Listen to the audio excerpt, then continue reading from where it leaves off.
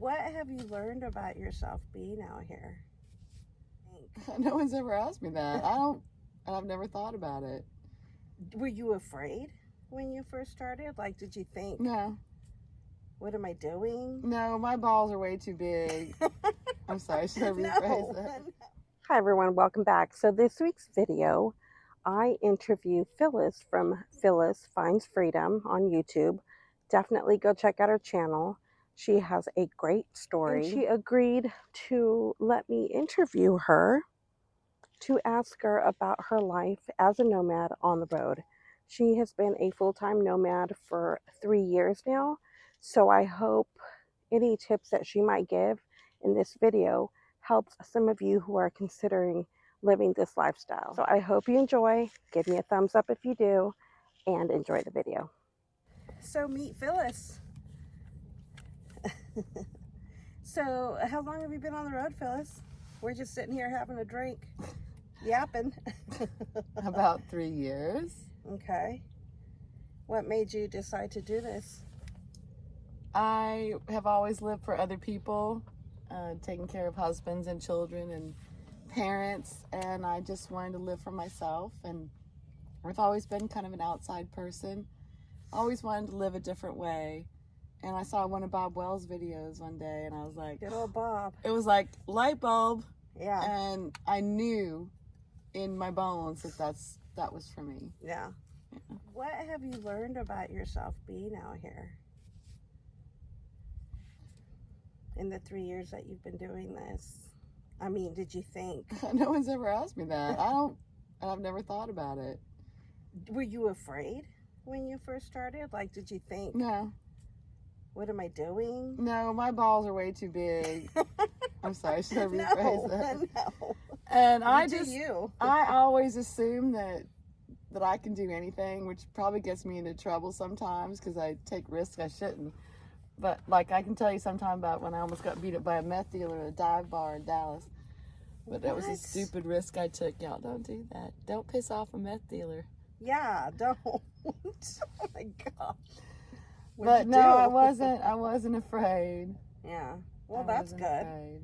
And I think a lot of times people are afraid, thinking that they can't do this, that you're gonna encounter scary people out here. And honestly, there are nomad bands of old lady rapists out there, y'all. I know. When women say like they're scared to go disperse camping or camp by themselves, I'm like, what are you afraid of? And they can't say, but I know it's in their head. They think they're going to get raped.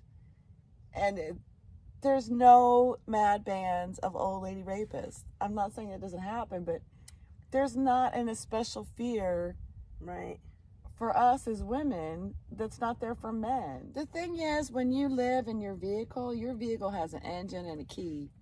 And you can be scared in your house all day long. I dare you to drive that thing away. Yeah.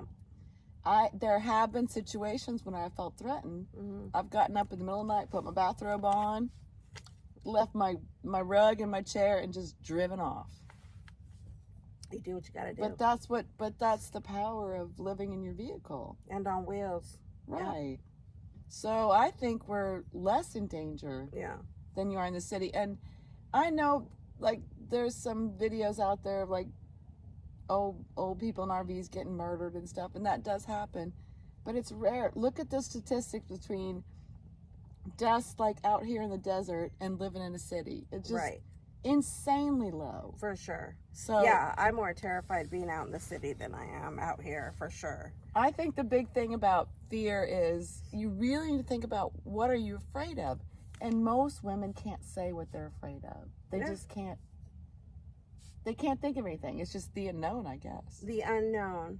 And that's what people, what terrifies people, the unknown.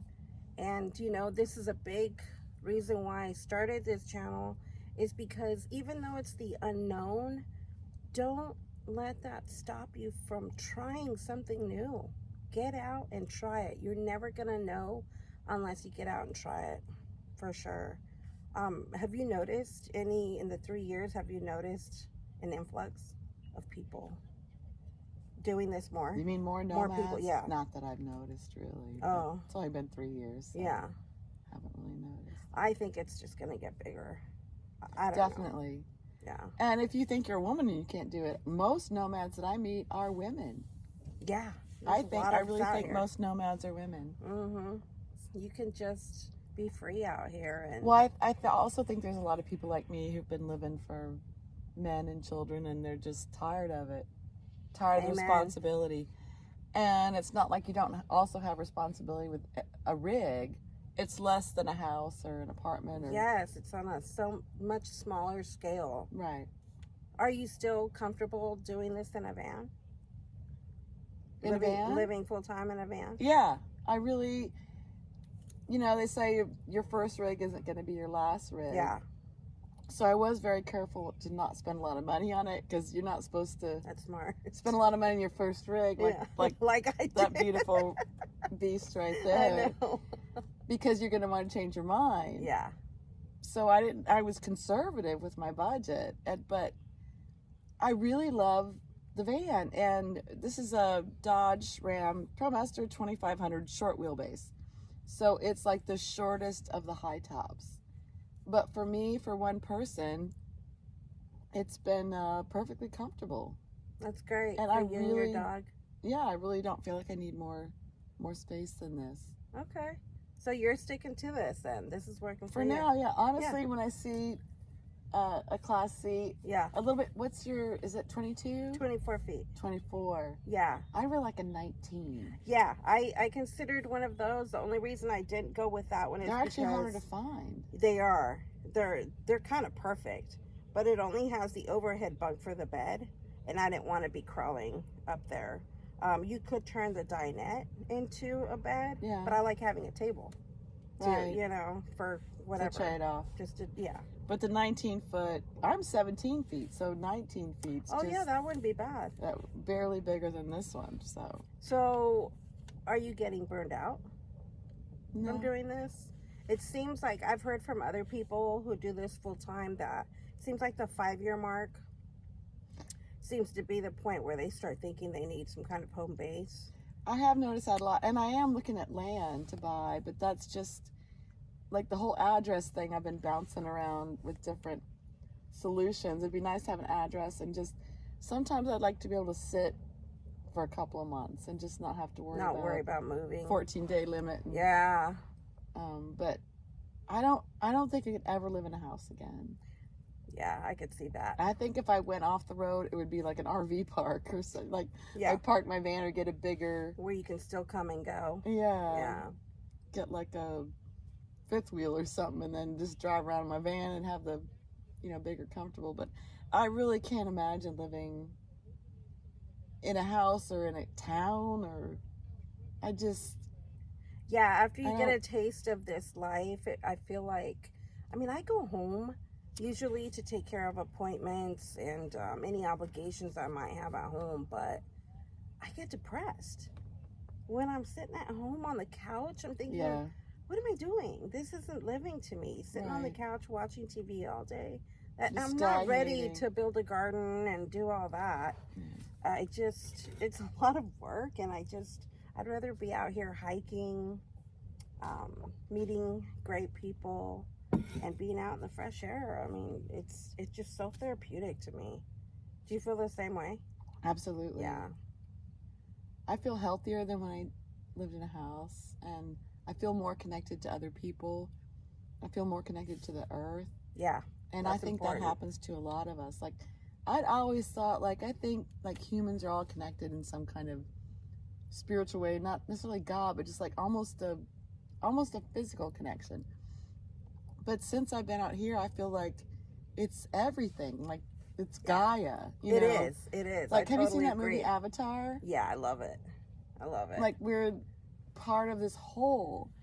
And I've brought this up to other nomads, and I have not met one nomad who does not believe that. It's like, once you live outside and your feet are on the ground, you're grounded, you feel that connection to the earth. And there's something else magical that happens too, is we feel as nomads connected to each other. Yes. And it's like we're a small town. Yeah. And I see people I've met in California I see them in Florida. And that's pretty cool. That's cool, but I got sidetracked. But we're all connected and we know it. Like I had COVID, I think it was a year ago, and I was in California. I was at American Girl Mine Road. And no, I could not see one other rig. I was so far out. Wow. And I got COVID and I got really sick. Oh my gosh. And I called my son and I said, he said, well, let me call 911. I said, no, I'm going to wait because I've still got food. I can still move around. I've got water. And I know that I can go on one of my Facebook groups for nomads. And I was going to look up one of the ones in Quartzsite because it's only a few hours away. And I knew if I said I'm in trouble, that somebody would come by nightfall. Wow. I would bet every dollar I have in the bank that a complete stranger would have come and helped me. And did they? I didn't get to that point. I gradually got better. Wow. But I have zero doubt in my mind that someone would have come help me. A complete stranger. Yeah. And I would do the same thing for anyone else. Agreed. Yeah, I feel the same way, even though I'm just a part-timer. But honestly, I don't even know my neighbors at home. I know them, but we don't talk like this. I mean, I just know Phyllis from watching her videos, and we can do that because we're nomads. Yeah. Can you imagine walking down your street, just knocking on somebody's door you didn't know? Hi, hi. You want to come outside? You want to be my friend? I'm going to have a fire. Come over. It doesn't work that way. Can people look at you like you're crazy? Yeah. But when you're a nomad, you just do it because we're part of this small town. We're connected. Yes. And people might not realize that's what it is, but we are all connected almost in a physical way, I believe. We really are. Energy is a real thing. Yeah, a lot of people don't understand or want to believe that energy is a real thing. I definitely believe that. We are all connected, and grounding is so important. And I feel like being out here, living out here in nature. With your feet on the ground. Yes. You feel the connection. You feel the earth under your feet. And I think there's something in us to that also, that we're relying on ourselves more than people who live in houses, because we have to carry our own water and power and food, and it makes you feel, I think, more connected to the earth, that everything isn't just flowing and easy and you just don't have to do anything. You turn the light switch on, everything just happens. We make our lives happen. Yes. Yes. So I think that makes us maybe feel more part of the whole cycle of work and life and death. Yeah, I feel like we're more aware out here. I didn't realize when I got on the road how much trash we make. As one person, you're so much more aware of everything that we consume, the trash we make. Right. It just makes you so aware of all those things. You know, even when I flush the toilet, when I go into town, I'm like, oh my gosh, all that water. Yeah. That one flush would have lasted me a day. Yeah, exactly. That amount of water. Yeah, when you're out here, every drop counts. I mean, the less trips you can make into town, the better. But yeah, it's definitely, it makes you think of our whole world a lot differently. It does. It's a different perspective. So what do you think you'd recommend to other women or men, whoever?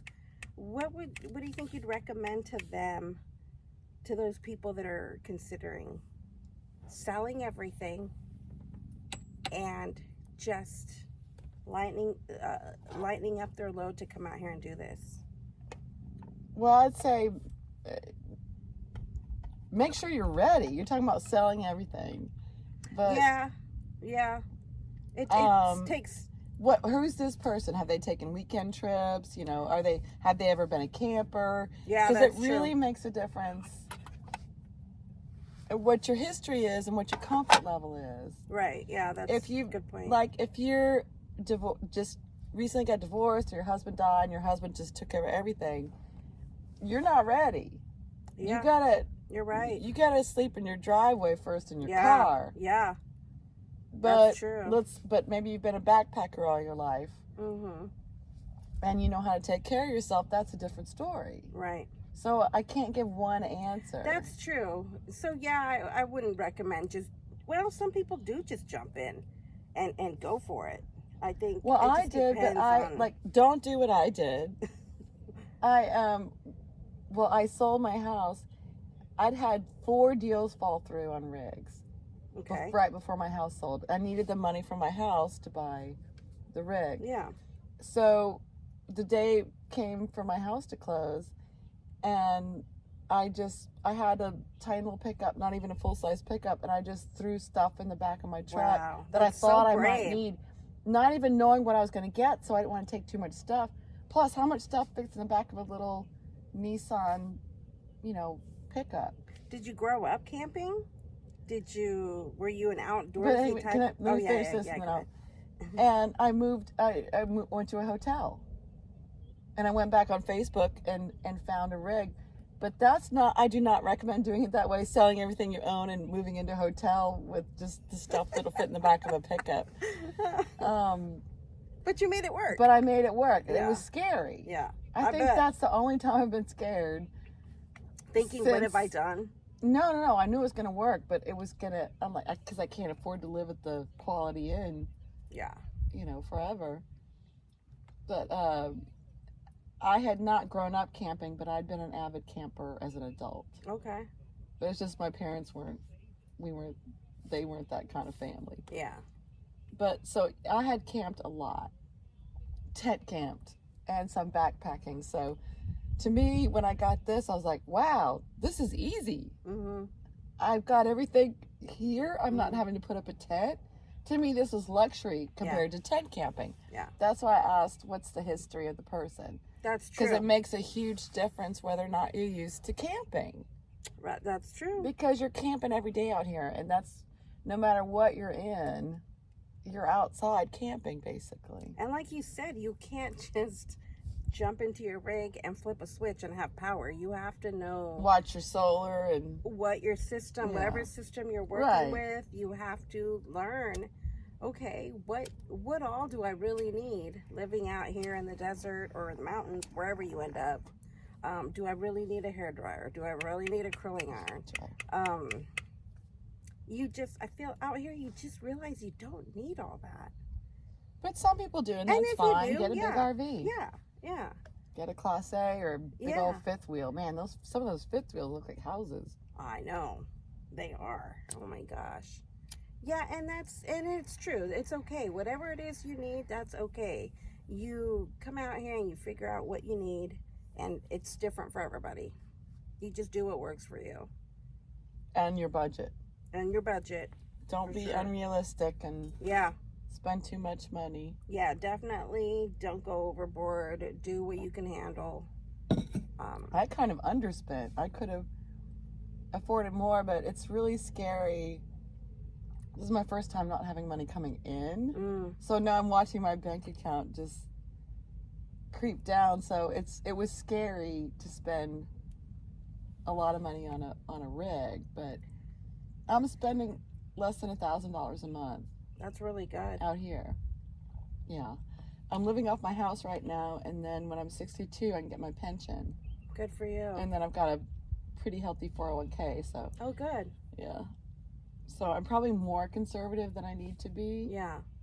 But that's the way to be, is conservative with your money. Yeah, for definitely. Sure. You feel more secure, definitely not. Well, and you don't want to go the other direction. Well, you don't want to, what are you going to blow your money on out here? You can only buy going so out much. To eat. Yeah.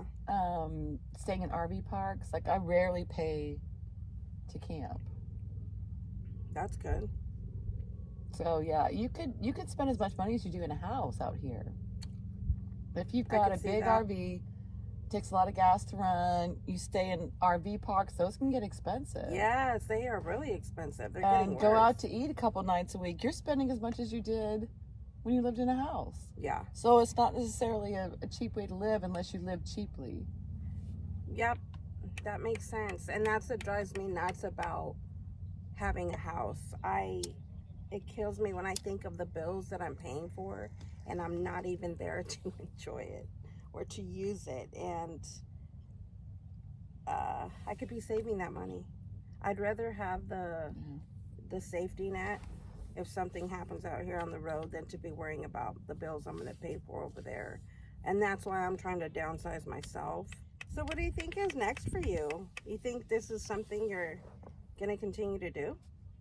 At least for the next couple of years? Until I'm too decrepit. Yeah. There'll be a time with my health or whatever that takes me off the road. And like I said, that'll be hopefully an RV park. But I don't really see living a different way, honestly. This is, I mean, I know. Look at this. Yeah. It's a beautiful day. And I'm talking to you. Yeah. I never would have met you otherwise. Exactly. I never would have met. I have more people in my phone now than I did when I lived in a house. Yes. And people I actually talk to. Yeah. Not just true not connections. Like Facebook friends. You make true connections out here for sure. And that doesn't happen in sticks and bricks. It just doesn't. No, not living in City. No, I'm going to live this way until I die. Yeah. I really understand that. And the more I'm out here, the more I want to be out here. Part-time's just not cutting it for me anymore. I feel it's just a different feeling being out here. It's natural. It just feels like the natural way to be. The way you're supposed to live. Yeah, for sure. Yeah, I've even thought about, there's this man, very nice man, I think his name was Ed, who I turned down. He's got this nice big Class A. I bet he'd take care of me when I got too decrepit. Hey, how you doing? Give me a call, baby. You like that? He's a very nice man, a little bit older than I am. Okay. But he's very nice. Oh, I bet I can remember his name. He's got a...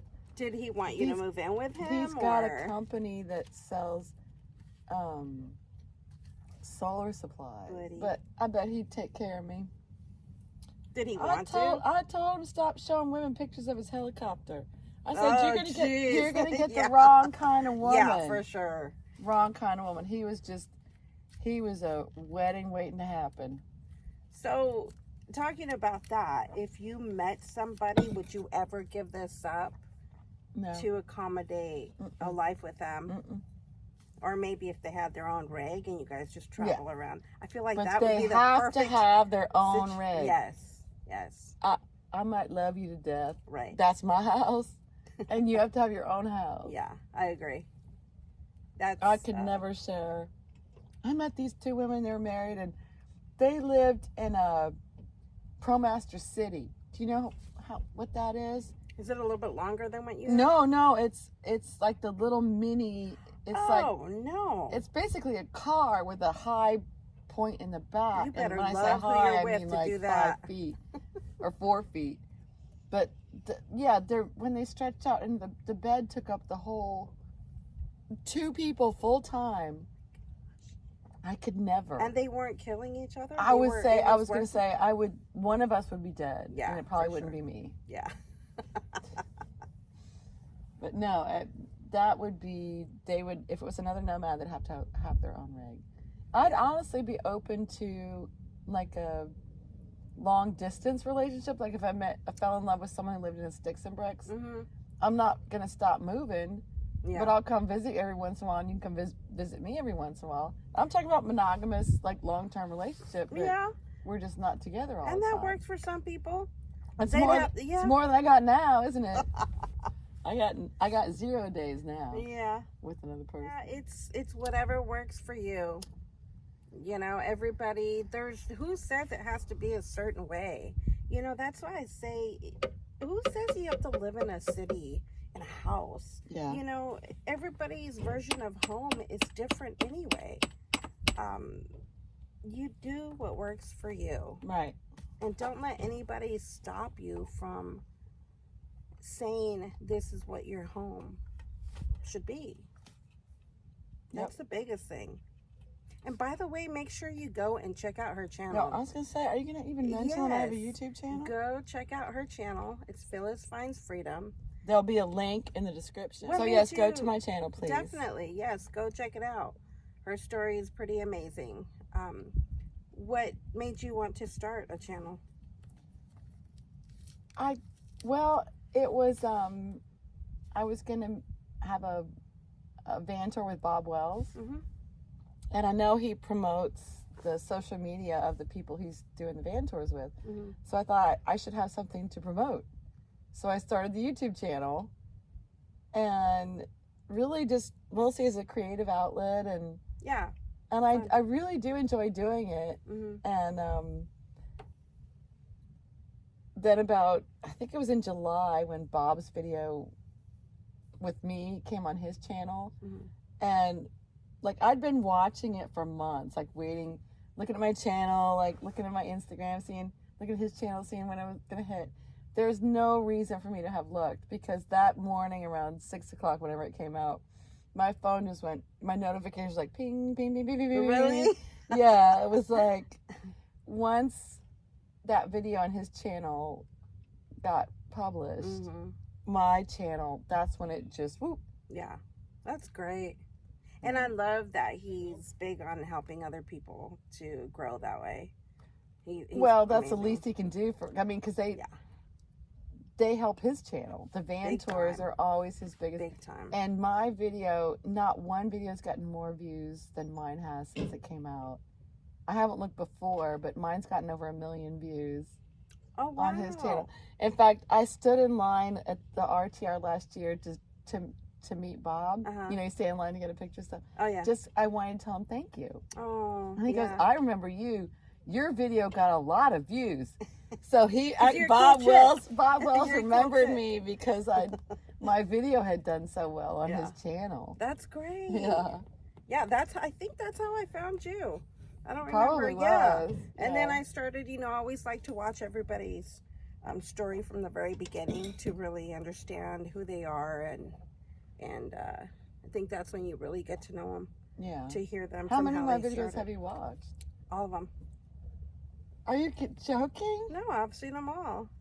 There's over 100 videos. I've seen them. That's why I say there's not a lot of channels that I watch, but the ones that I do, I like too. Wow, you really do know me, don't you? A little bit. Yeah. I mean, it's so interesting to me to hear people's stories and why they're doing this, because it's not a traditional way of living. I think it's growing. Yeah. For sure. People are tired of. Well, I'm flattered. Yeah. That you thought I was worth your time. Yeah. I'm always humbled, actually, that people spend their time watching my mouth move. You know what I mean? But it's not just that. It's your story. It's your outlook. I'm being silly. Yeah. But yeah. There's so much content on YouTube. Yeah. It's the fact that people spend their time watching my videos it's a little humbling to me. Yeah. It really is. I bet. And it makes me feel responsible and really want to respect my viewers' trust. That's good. Yeah. Have you when was the first time a subscriber recognized you somewhere? Have you had that? Yeah, it actually happens.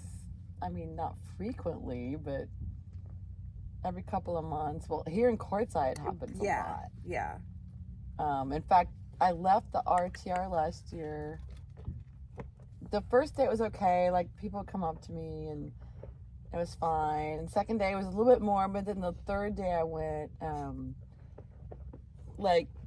this woman came up, and then there were like 6 women around her, like, who were too scared to come up or something.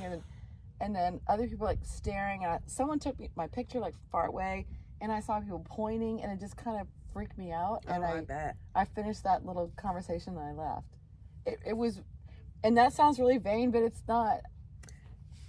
It was weird. It just made me feel, I don't know, like if 15 strangers started touching you at the same time, that's the only thing I can equate it to. Yeah, I get it. Yeah. I can only, I'm not big enough. I'm not a big enough channel yet to feel that, but I always imagine what it's going to be like the first time I'm out somewhere traveling and somebody comes up to you and says, hey, I watch you on YouTube. That's not what they say. Oh, by the way, viewers, if you're gonna fangirl out on this nice lady, tell her that you're a subscriber.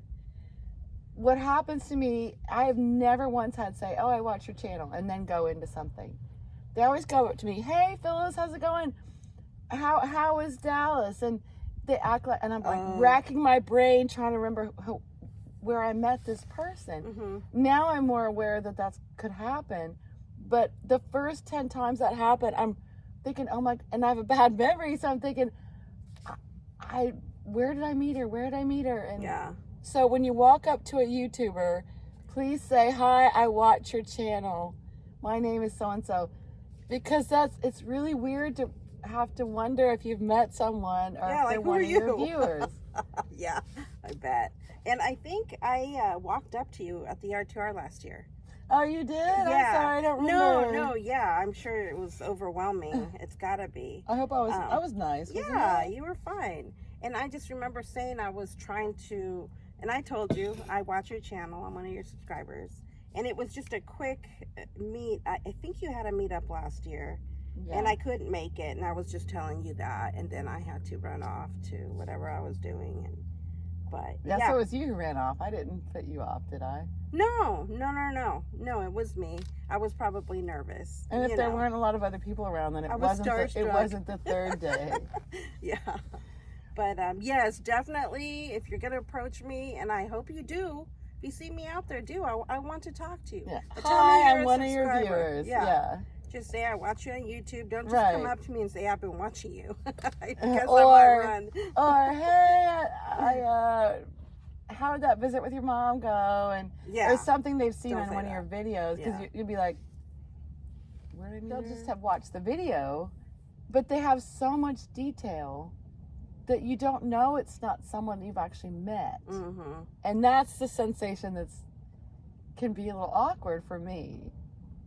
But if it's one-on-one, like a Walmart in Alamogordo, New Mexico, in a Walmart in Alamogordo, New Mexico, a guy came up to me, Phyllis. Now immediately I know, because I don't know anyone kind of freaked me out. It did a little bit, but especially he literally ran up to me and grabbed my arm. But I don't know anyone there, and So what did you say? Well, he just.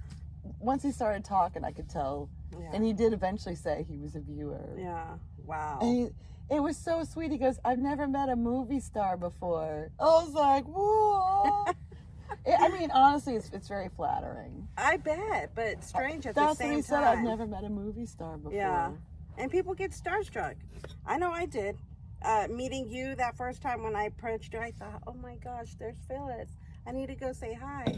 And it was a little nerve-wracking for me. Now I'm getting a little bit more relaxed about it. Definitely was that way with Bob too. I was, oh my God. He was so, did you do a van tour or something? Oh my God. He did more of an interview. It wasn't really a whole tour.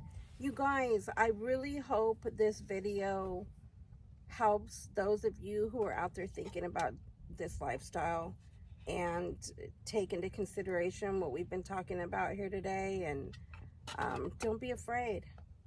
But also be realistic. Yes. Thanks so much for letting me interview you, Phyllis. I really appreciate it. I really enjoyed our conversation. Yeah. Thanks for having me. Thank you. Yeah, it's been great. Go check out her channel. Check out her story. Subscribe to her channel. Comment. Yes. Comment's the best for the algorithm. Yes. Even if you just put an emoji as a comment, or even just a period. Just really? Anything. Anything to keep it going. As a comment. Activity. Comments are wonderful for the algorithm. Remember that, guys. So put a little ugly emoji and anything. Keep it decent. I used to think it was going to bother me when I got ugly comments, but it just doesn't bother me at all. People say the most horrible things to me, and sometimes I'll even troll them back to get them to keep talking because comments are good for my algorithm. That's funny. I'm like, really? Sorry. How does that feel living in your mom's basement? Just kind of get them to keep going. Hope some of these tips helped some of you who are considering this lifestyle, and go check out our channel. Thank you to everybody who's been watching my channel. Give me a thumbs up and remember to subscribe, and thanks again for watching. Take care, you guys.